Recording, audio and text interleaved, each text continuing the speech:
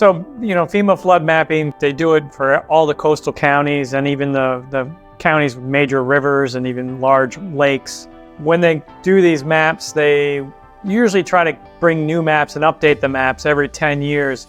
But their process is so long that it takes them about 10 years from the start of the analysis to when the maps are published.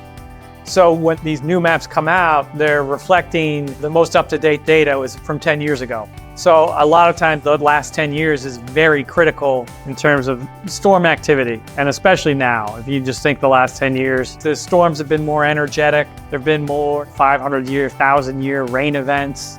And so a lot of times these municipalities or groups of homeowners or developers, they want us to reanalyze these FEMA flood maps, look at the modeling that is behind the FEMA flood mapping, and then just the whole effort.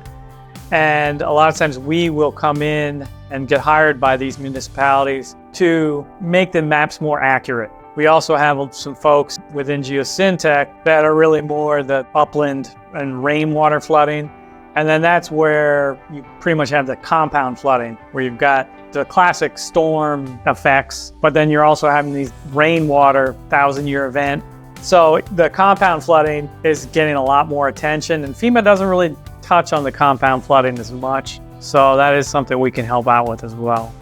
I'm also on the FEMA Scientific Resolution Panel, and I'm considered an expert that FEMA has qualified.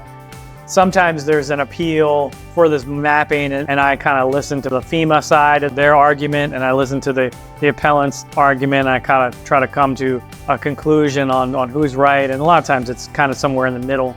As a team, we are recognized FEMA experts, and those are the reasons why Geosyntec is the company that you should hire for any kind of FEMA resiliency issues that you have.